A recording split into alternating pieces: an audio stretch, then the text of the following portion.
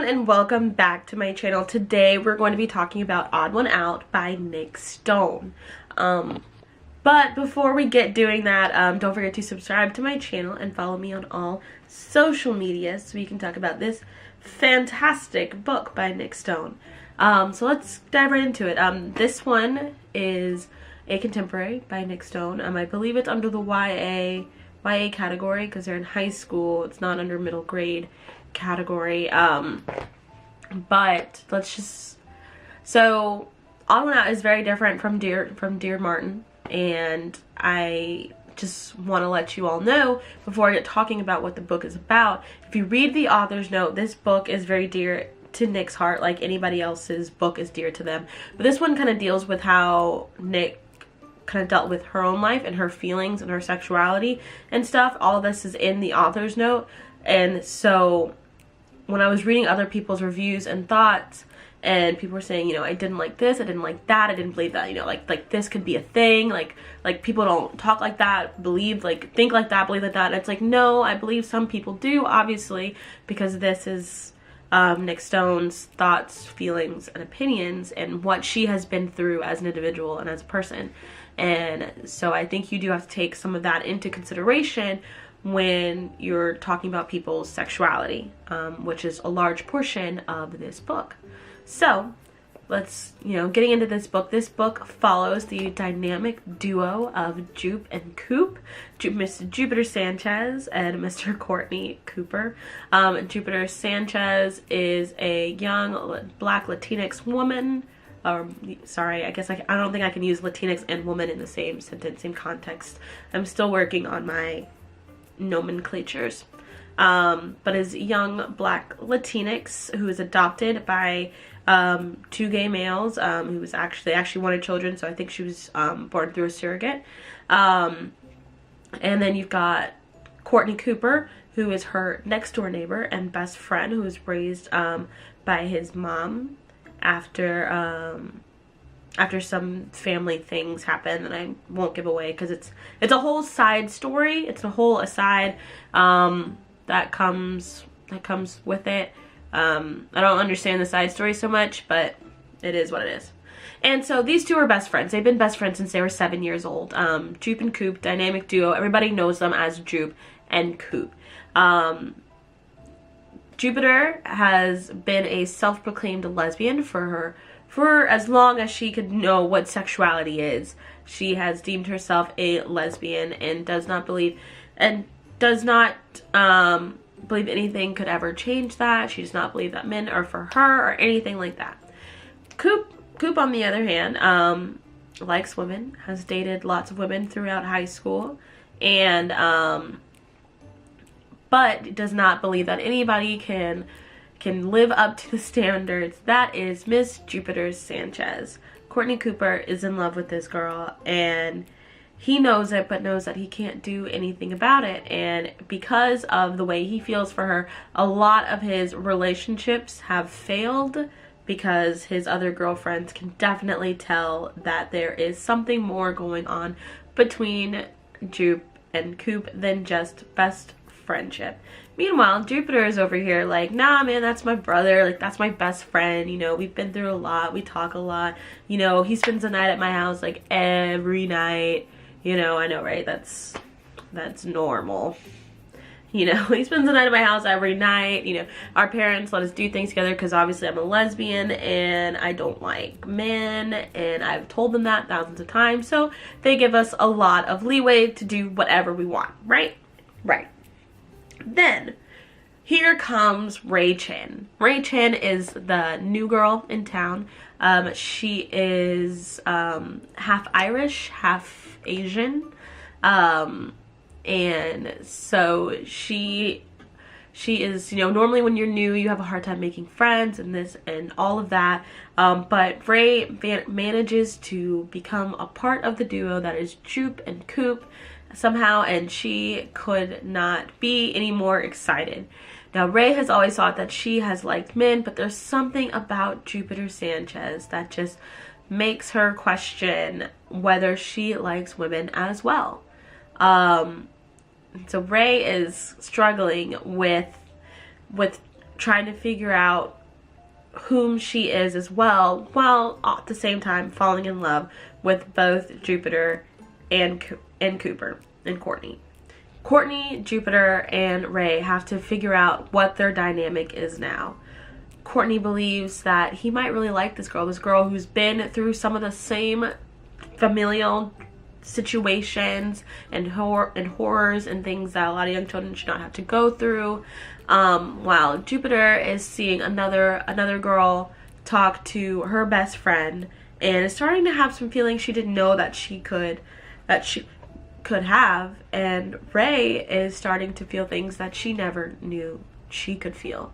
So this book follows their stories from 3 different point of views. You get different point of views from each one following their story. And it kind of follows their life and how they're dealing with being teenagers. And so I tell this every single time I review contemporary. You think I'd get better at it, but I'm not getting better at it. I get sidetracked reviewing contemporary because I want to just keep talking about the story. Then I'm like, India, back up. You're gonna give it away. Don't give it all away. But I'll let Goodreads give it away for you. But anyway, my thoughts on this book. I really enjoyed this book. I think that a lot of high schoolers need a book like this. I'm not going to say I always enjoy Nick Stone's writing style, but I think her writing style is relatable without having to use the big sweeping arcs and this and that. And I think a lot of people they get used to having all of that hyperbole, all of that extra that really isn't necessary. That's how your book goes from being 300 pages to 700 pages. It's just extra sentences. Just all the extra that you're like, okay, I got this in a sentence, thank you. And so it brings it back, and it just gives you what you need, which I really enjoy about that. And I believe that there are a lot of people out there who have these same situations and these same thoughts and feelings that go through Jupiter's head on her sexuality and everything like that. I say that a lot, I realize that. And so yes, I believe that a lot of people do go through what Jupiter is going through, realizing that maybe just a title isn't all that it isn't all that there is to be, isn't all that is there for her. And I think that is a discussion that has to happen for some people. When I was reading reviews on Goodreads, I saw a lot of complaints of me, I'm a heterosexual woman. So I cannot tell you how to feel, but I can tell you to have empathy for other people's feelings. And sometimes I feel like when we get books that we want to be own voices and we want to really relate to, we're hardest on those books instead of realizing the gem that it is. And so reading a lot of people, Goodreads were like, well, she became a terrible person after she realized that she'd be more than just a lesbian, that she might be bi, that she might be polyamorous, she might like those types of things. And it's like you're trying to make a 16, 17-year-old girl have this profound realization about the rest of her life, and that is not a thing. That's not a thing that was going to happen when you were in high school. Not at all. And there's a lot of people who I felt like wanted her to have adult feelings when she is a child. She is still a child trying to figure things out, and a lot of things for her are changing, and that's okay. It is okay for her to have these feelings, thoughts, emotions, and express them. And so that was kind of my thing about this book. Is it's okay. It's okay to have these feelings. I feel like that happens a lot of times with adults who read YA, and especially YA contemporary. We think of them like an adult instead of like the high schooler we are, or we were at some point. where you're trying to make it through high school and everything seems like the biggest deal ever. And I think sometimes you have to take a step back and remember these things before you judge. And then on top of that, you're telling somebody else how to feel. Like, I understand your thoughts and experiences are not everybody else's thoughts and experiences. Just like Nick gave you a book of her thoughts and experiences, and if you read the author's note, she explains it too. She explains it in the author's note. So I'm here for Jupiter Sanchez. I believe she's a strong, independent woman who will figure out what she needs to figure out about herself. Okay? So let her have her time to do that. Courtney Cooper, he is such a sweetheart. Like, such a sweetheart. You've got an all-time basketball player and male cheerleader. I love that she gave that Nick Stone had a group of males who were not afraid to be male cheerleaders and still be the strong basketball players. Because, like, male cheerleaders get scholarships too, everybody. Not just basketball players. And so I love that she added that in about them. Like, just to switch it up a little bit. There was not just like the jock and the eccentric best friend that is every rom-com ever. And, or the eccentric neighbor that we fall in love with. Like, come on, that's every rom-com ever. And, and he deals with a lot emotionally, or he has not dealt with a lot of things emotionally, and he's dealing with them in his own way. But he's also just a friend who is there whenever somebody needs him. And I think that is just amazing, and it makes my heart warm, and it just makes me melt. Like, I love him. Ray Chin, she mixed feeling. I probably could have done without her, honestly. Her character was really there to push Jupiter and Coop to, like, figure out who they were together. She was also there to just kind of, like, push Coop to work through some of his past emotions and past problems that keep haunting him. But she wasn't a vital character, in my opinion. She was just, like, another added bit of diversity, I guess. She was kind of like she was a catalyst for change that did not work out in her favor. So I didn't really need her. I mean, people were talking about how rude Ray could be, and it's like, once again, you're talking about like a 15-year-old girl who is dealing with her parent walking out on her and her sister walking out on her, and nobody's done anything to help her understand these things. So it's just like, y'all have got to give these children some respect and some time. Y'all just want people to be fine with family leaving you. I don't understand that. And so, I mean, maybe it's because I read for pleasure. I love reading for pleasure. And so I try not to let things get under my skin and dig through me when I read. I mean, of course, there are some things that do bother me. Then I mention them accordingly.